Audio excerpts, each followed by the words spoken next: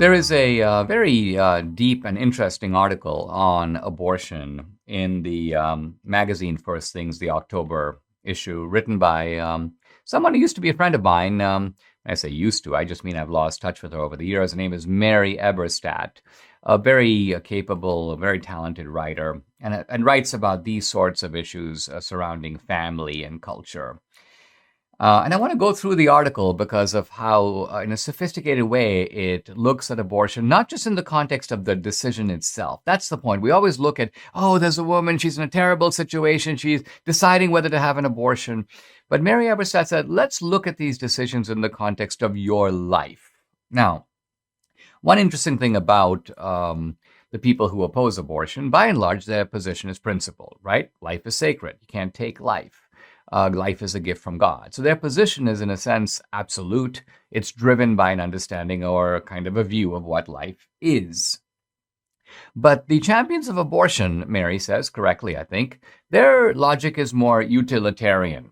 By utilitarian, I mean they're kind of weighing the pluses and minuses. And so their argument is that, look, in certain circumstances, the ending of life can be a good thing. It increases human happiness. It certainly increases the happiness of the woman. Now one can come back and say, well, it's still not right to take a life, and what about the life that you're taking, and so on. But Mary doesn't do that. She says, let's look at the logic of abortion from the utilitarian point of view itself. Let's see if it is really true that your abortion increases your happiness. And she does this in a kind of beautiful comparison of two young women, 20 years old, let's say circa 1975 or 1980, and they're both students in college. Well, one's a student in college, let's call her Patricia, and the other, let's say, is just someone who dropped out of high school, and let's call her Kelly. And Patricia here has gotten pregnant from her boyfriend, and so she's in a bad situation. She goes to Planned Parenthood. Her boyfriend comes along, and she's thinking of having an abortion.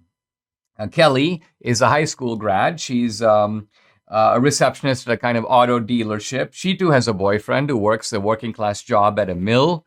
And so she, too, goes in to have a pregnancy test. And she, too, both the young women are in the same situation that they don't know what to do.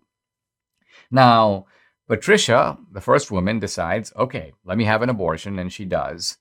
The abortion is initially a tremendous relief.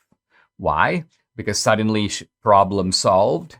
Turns out that this, there's friction with her boyfriend because suddenly this was a kind of casual relationship. Suddenly there's complexity, the potential addition of a new life. Do I want to become a parent? So this phrase, as often happens, the relationship between the couple, they kind of go their separate ways. But Patricia now is, quote, liberated to go on to college, to pursue her career, to get a law degree. And so she goes to all that with a tremendous sort of enthusiasm. Kelly, on the other hand, appears to be in a different situation. She decides, for whatever reason, it could be a religious reason, but it could just be that she can't bring herself to do it. She decides, you know what, I'm going to have the baby. I'm going to do it. And so she does. In her case, too, the man takes off. He doesn't want the responsibilities of being a father. And so here's Kelly. And initially, she's in a much worse situation than Patricia. Why? Because first of all, she has to go through the agony of the pregnancy itself. There's pain, there's epidurals. Her parents are outraged that she's having a child out of wedlock. But very interestingly, as the process goes forward, her family accommodates to it. Her mother goes, well, okay, I'm going to become a grandmother. Let me prepare for that. Her brother decides, I'm going to become an uncle. Okay, well, and they start helping her out, and they start helping her go through this difficult process.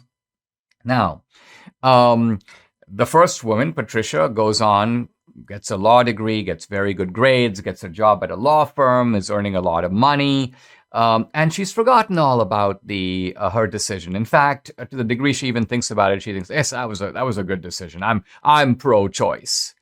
But Kelly, the other girl, having had a child, suddenly realized, I can't live without this child. This child is indispensable to me. And the child itself creates around it a web of relationships that goes way beyond the child and the mother.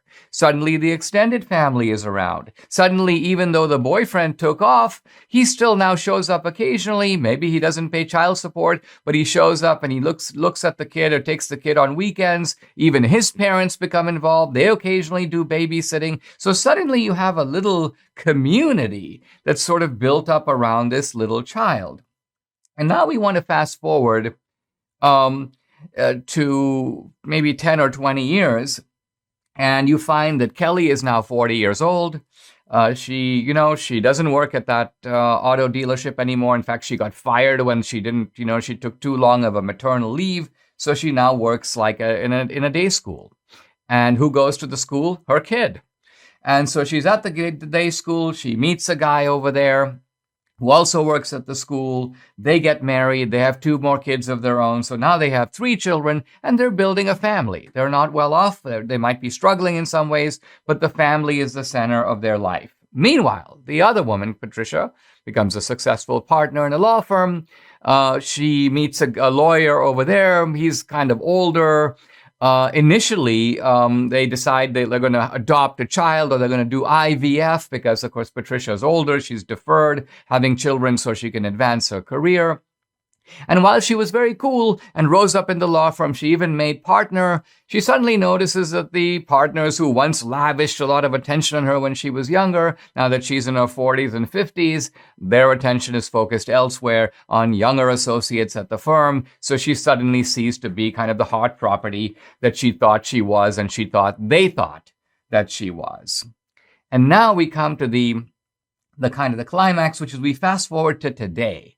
And suddenly, says the writer Mary Eberstadt, we have these 2 women, and they're sort of on their deathbed. And how they're surrounded by whom?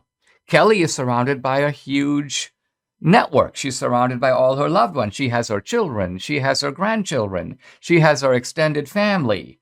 Patricia has her husband. They have 1 child, but this was a late child, and the child is now actually doing something else. So they're not on the scene.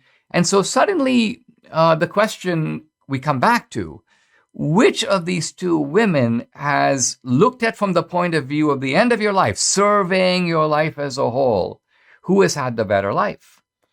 And Mary's point is not to answer one or the other very easily, but to say, this is actually a close call.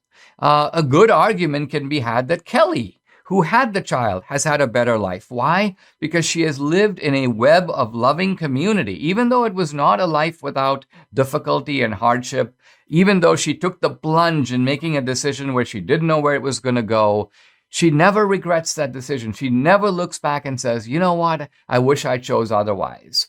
But Patricia, although she's had a more successful life, monetarily, she's traveled, she's been to Europe, she goes business class, she's got a lot of amenities and accoutrements that the other woman cannot possibly expect to have. But nevertheless, her life is, in terms of values, in terms of relationships, it's thinner.